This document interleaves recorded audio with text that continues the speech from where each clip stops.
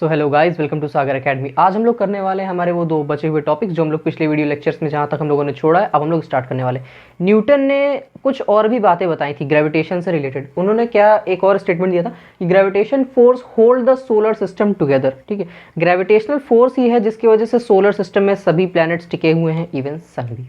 इस बात को हम लोग जरा समझते हैं। अच्छा, पहले मैंने आपको बताया था कि अगर दो बॉडीज़ हैं, उनका मास बहुत ही ज़्यादा कम है, तो उनका जो ग्रेविटेशनल फोर्स होगा बीच का, वो बहुत वीक होगा, यानी नेग्लेजिबल होगा, इवन आपको नो चेंज दिखेगा। ठीक है, यही बात है, इस बात को हम लोग ध्यान में रखते हुए आगे देखते हैं।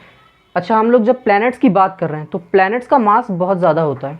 ठीक है, और अगर बहुत ज़्यादा मास है दोनों का, इट मीन्स हम लोग ऑब्जर्व कर सकते हैं ग्रेविटेशनल फोर्स, और वो काफ़ी स्ट्रॉन्ग भी होगी। यही बात मैंने आपको पिछले वीडियो लेक्चर में समझाई थी। देखते हैं, it is the gravitational force between the earth which sun and the earth which keeps the earth in uniform circular motion around the sun। ठीक है, तो ये क्या है, ग्रेविटेशनल फोर्स ही है जिसकी वजह से जो अर्थ है वो सन के अराउंड यूनिफॉर्म सर्कुलर मोशन करता है। अच्छा, यूनिफॉर्म सर्कुलर मोशन मैंने आपको पहले बताया था, एक नियमित गति से आगे बढ़ता रहता है, इसी को यूनिफॉर्म सर्कुलर मोशन कहते हैं। ठीक है, नेक्स्ट पॉइंट देखते हैं। द टाइड्स, अच्छा टाइड्स मतलब लहरें होती हैं जो समुद्र में उठती हैं। ठीक है, the tides in the sea form by the rising and the falling of water level in the sea are due to the gravitational force of attraction which the moon and the sun exerts on the water surface in the sea. समुद्र में लहरें उठती हैं। अच्छा देखिए, मैं पहले बताता हूँ, दो तरह की टाइड्स होती है, एक होता है हाई टाइड, एक होता है लो टाइड। लो टाइड क्या होता है, जब पानी ऐसे मतलब थमा हुआ रहता है, या कह लीजिए धीरे धीरे लहरें उठती थी। हाई टाइड का जब ऊंची ऊंची लहरें उठती हैं पानी में, देखा होगा ना आप लोग, सर्फिंग करते हैं जो लोग उसमें। ठीक है, सफर लेके अपने। ये क्यों होता है, ग्रेविटेशनल फोर्स की वजह से, ग्रेविटेशनल फोर्स ऑफ अट्रैक्शन। क्योंकि जो मून और सन है ये क्या करते हैं, पानी की जो सतह है उस पर क्या करते हैं, ग्रेविटेशनल फोर्स ऑफ अट्रैक्शन लगाते हैं, जिसकी वजह से पानी ऊपर आता है, नीचे जाता है, तो हाई टाइड और लो टाइड्स क्रिएट होते हैं। थर्ड पॉइंट क्या लिखा, by this Newton give the satisfactory explanation of many natural phenomena. तो इस स्टेटमेंट को ध्यान में रखते हुए न्यूटन ने कुछ नेचुरल फिनोमेना को एक्सप्लेन किया। Okay, natural phenomena such as, जैसे कि देख लेते हैं क्या है वो, motion of planets around the sun. ठीक है, जो भी प्लैनेट्स हैं सन के अराउंड मोशन करते हैं। अर्थ के अलावा भी और भी प्लैनेट्स हैं जो क्या करते हैं, सन के अराउंड रोटेट करते हैं। Motion of moon around the earth, बिल्कुल मून क्या करता है, अर्थ के अराउंड चक्कर लगाता है। ये क्यों है, because of the gravitational force. Okay, formation of tides in the sea, अभी एग्जांपल मैंने देके आपको समझाया। जैसे आपका सन है, ठीक है, ये आपका अर्थ है। अर्थ क्या करेगा, सन के अराउंड चक्कर लगाएगा। ठीक है, मतलब रोटेट करेगा यूनिफॉर्म सर्कुलर मोशन में। ये क्यों हो रहा है, ये सन का ग्रेविटेशनल फोर्स ऑफ अट्रैक्शन है। और एक बात और समझ लीजिए, यहाँ पे दोनों का मास बहुत ज़्यादा है, इसलिए ग्रेविटेशनल फोर्स ऑफ अट्रैक्शन बहुत स्ट्रांग होगा। ऐसा नहीं होगा कि अर्थ छटक के घूमने लगेगा एक समय आने के बाद, नहीं, ऐसा नहीं होगा। दोनों का ग्रेविटेशनल फोर्स इतना स्ट्रांग है कि सन ने अर्थ के और बाकी प्लैनेट्स को भी अपने से बांध कर रखा हुआ है, ताकि वो सब इसके आगे चक्कर लगा रहे हैं। सेम यही फंडा अर्थ और मून के साथ भी, इन दोनों का मास भी बहुत ज़्यादा है। ठीक है, तो अर्थ क्या करेगा, अपने ग्रेविटेशनल फोर्स ऑफ अट्रैक्शन का इस्तेमाल करके मून को खुद से बांधे रहेगा, और ये मून इसके आगे रोटेट करेगा। ठीक है, तो आई होप आपको ये समझ में आ गया होगा। आप इसका स्क्रीनशॉट लीजिए पहले।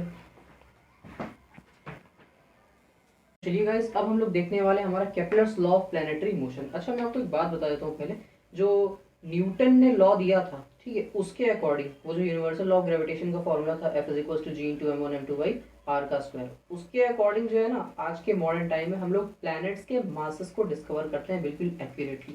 न्यूटन ने अपने लॉ से ये जो केपलर के लॉ हैं इनको भी समझाया था बेटर तरीके से। ठीक है, अब केपलर कौन थे, तो ये एक 16वीं सेंचुरी के साइंटिस्ट थे, जॉन केपलर, जिन्होंने प्लैनेट्स के मोशन पर अपने 3 लॉ दिए कि प्लैनेट्स में मोशन कैसे होता है। ठीक है, मतलब उसी से रिलेटेड अकॉर्डिंग, तो हम एक एक करके सारे लॉस को पढ़ेंगे। ये 3 लॉ हैं। चलिए फर्स्ट लॉ देखते हैं हम लोग। फर्स्ट लॉ ऑफ केपलर, ठीक है, the planet move in an elliptical orbit. Elliptical orbit का मतलब होता है ओवल शेप्ड, है ना, एग होता है ऐसा करके कुछ यहाँ पे बना हुआ है, अभी मैं आपको समझाता हूँ। ये oval shape around the sun with the sun at one of the two foci of the ठीक है, of the elliptical orbit. This law means that the orbit of a planet around the sun is an ellipse and not an exact circle. ये law क्या कहता है कि जो planets हैं उनका जो ऑर्बिट है, अच्छा ऑर्बिट मतलब क्या होता है आपको पहले से पता हो सकता है। ऑर्बिट मतलब होता है कि वो पाथ जिस पर प्लैनेट ट्रैवल करता है, जैसे कि ये प्लैनेट है तो इसके लिए ये जो इलेप्टिकल ऑर्बिट है ये क्या हो जाएगा, I mean ये जो इलेप्टिकल इसके लिए पाथ है ये क्या हो जाएगा इसका ऑर्बिट। ओके, तो केपलर ने कहा कि जो प्लैनेट्स हैं उनका जो पाथ है वो इलेप्टिकल होता है, न कि एग्जैक्ट सर्कल। ठीक है, इतनी बात समझ में आ गई।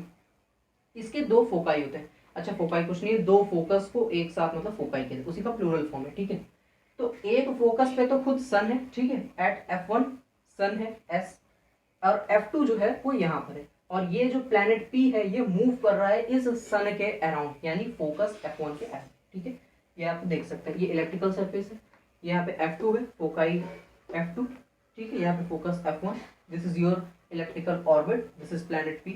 ठीक, तो यहाँ से आपको समझ में आ गया होगा। इसमें कुछ खास समझने लायक था नहीं, मैं आपको एक बार फिर से बताता हूँ जल्दी से। The planets move in electrical orbit, इसने कहा था कि जो प्लैनेट्स होते हैं वो इलेक्ट्रिकल ऑर्बिट में मूव करते हैं। प्लैनेट्स का जो पाथ है मूव करने का, ऑर्बिट है, वो इलेप्टिकल है बजाय ही एग्जैक्ट सर्कल, ऐसा पहले कहा गया था। तो यही था केपलर फर्स्ट लॉ, आप इसका स्क्रीनशॉट लीजिए पहले। तो चलिए गाइस, अब हम लोग देखते हैं हमारा नेक्स्ट टॉपिक क्या है, Kepler second law of planetary motion. देखते हैं क्या है। मैंने 3 पॉइंट्स में यहाँ पर लिखा है, मैं पढ़ता हूँ फिर आपको समझाता हूँ। Each planet revolve around the sun in such a way that the line joining planet to the sun sweeps over equal areas in equal interval of time. इस लाइन का क्या मतलब हुआ, हो सकता है आपको ना समझ में आया हो। दूसरे तीसरे पॉइंट को भी पढ़ के समझते हैं एक साथ। A planet move faster when it is closer to the sun and move slowly when it is farther from the sun. अब आपको हो सकता है कुछ क्लियर हुआ हो इस वाली लाइन से।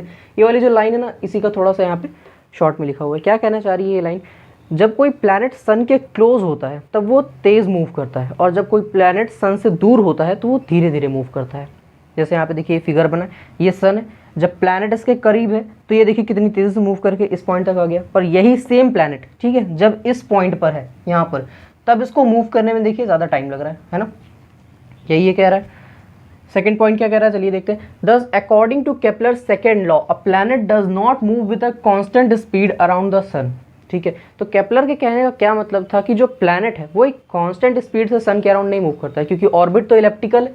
ठीक है, अब अगर प्लैनेट यहाँ पे है तो तेजी से मूव करेगा, दूर है तो धीरे धीरे मूव करेगा, ज़्यादा टाइम लेगा। ठीक है, the speed is greater when planet is nearer the sun. इस पॉइंट को आप लोग याद रखिएगा। केपलर के सीधे से कहने का यही मतलब था कि the speed is greater when the planet is nearer the sun and less when the planet is farther from the sun. यही बात ये आपको फिगर भी से यहाँ पे मैं समझा रहा हूँ। जैसे यहाँ पे मान लीजिए इस पॉइंट ए पे पहले प्लैनेट पी है, ठीक है, जब वो यहाँ से यहाँ तक ट्रैवल किया तो उसे कम टाइम लगा, ठीक है, क्योंकि ये अभी इसकी डिस्टेंस जो है सन से कम है, मतलब सन के पास है।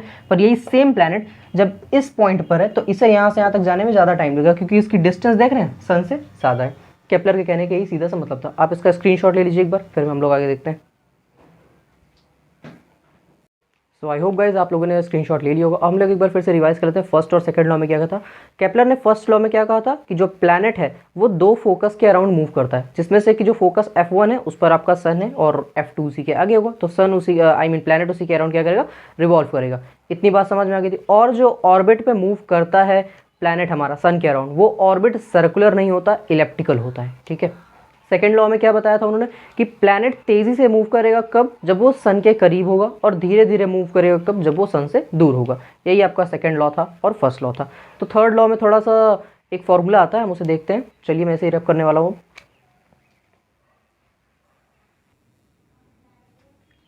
सो चलिए गाइस, अब हम लोग देखते हैं केपलर्स थर्ड लॉ। क्या कहता है केपलर्स थर्ड लॉ आपका, द क्यूब ऑफ द, ये ध्यान रखिएगा, the cube of the mean distance of a planet from the sun is directly proportional to the square of time it takes to move around the sun।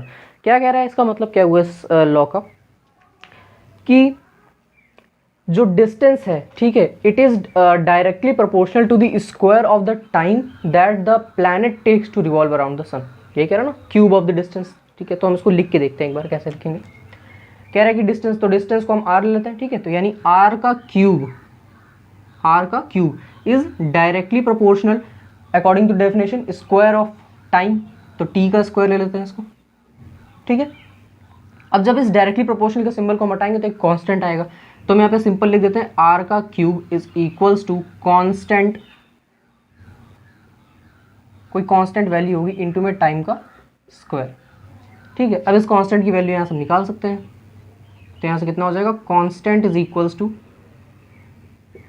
r का cube by t का square. ये आ गया आपका Kepler ने जो law दिया था उसका फॉर्मूला। ठीक है। इससे हमें इससे हम क्या निकाल सकते हैं, वैसे इससे हम डिस्टेंस निकाल सकते हैं और टाइम निकाल सकते हैं कि कितना टाइम लगता है एक प्लैनेट को मूव करने में सन के अराउंड। अच्छा, न्यूटन ने भी केपलर के थर्ड लॉ का यूज़ करके ही अपना इन्वर्स स्क्वायर रूल दिया था। अच्छा, वैसे वो इन्वर्स स्क्वायर रूल उनका था नहीं, उन्होंने अपने यूनिवर्सल लॉ ऑफ ग्रेविटेशन वाले फॉर्मूले में यहीं से ये यूज़ किया था, केपलर के थर्ड लॉ का। ऑब्वियसली अब आप पूछेंगे तो केपलर ने पहले लॉ दिए थे, ठीक है, केपलर ने लॉस को पहले दे दिया था, न्यूटन बाद में। आप एक बार इसका स्क्रीनशॉट ले लीजिए। अच्छा, मैं आपको पहले ये बताता हूँ, आर का क्यूब क्या होता है आपका, डिस्टेंस, ठीक है, distance between the planet and the sun, and T का स्क्वायर यानी टाइम क्या है आपका, time taken by the planet to revolve around the sun. अब आप ले लीजिए इसका स्क्रीनशॉट, मैं साइड होता हूँ। सो आई होप आप लोगों ने स्क्रीनशॉट ले लिया होगा। अब हम लोग क्या करने वाले हैं, नेक्स्ट वाले में हम लोग देखेंगे Newton third law of motion and gravitation and free fall, ठीक है। मैं आपको एक बात बता दूं कि प्लैनेट्स के मूव करने का जो रीज़न होता है वो आपका ग्रेविटेशनल फोर्स ही होता है, ठीक। ये सन का ग्रेविटेशनल फोर्स ही है जो सारे प्लैनेट्स को सोलर सिस्टम में सन बांध के रखता है और उन सबको अपने अराउंड घुमाता है। ऑर्बिट कैसा होता है, इलेप्टिकल होता है, ये मैंने आपको बता दिया। अच्छा, प्लैनेट यूनिफॉर्म मोशन कब करेगा, यूनिफॉर्म मोशन तब करेगा जब ऑर्बिट पूरा सर्कुलर होगा, यानी कांस्टेंट स्पीड से कब मूव करेगा प्लैनेट सन के अराउंड, तो जब ऑर्बिट आपका पूरा कंप्लीट सर्कुलर होगा। ऑर्बिटल अगर ऐसा, मतलब जैसे मैंने बना के दिखाया था, इलेप्टिकल होगा, तो अगर सन के पास ज़्यादा है तो वो तेज़ी से मूव करेगा, दूर है तो धीरे धीरे मूव करेगा। यही इसके केपलर के थर्ड लॉ ने कहा था, ठीक है। तो आई होप आपको ये वाला वीडियो लेक्चर समझ में आएगा। अब हम लोग मिलने वाले हैं नेक्स्ट वीडियो लेक्चर में, तब तक के लिए do like share and subscribe our channel. Thank you.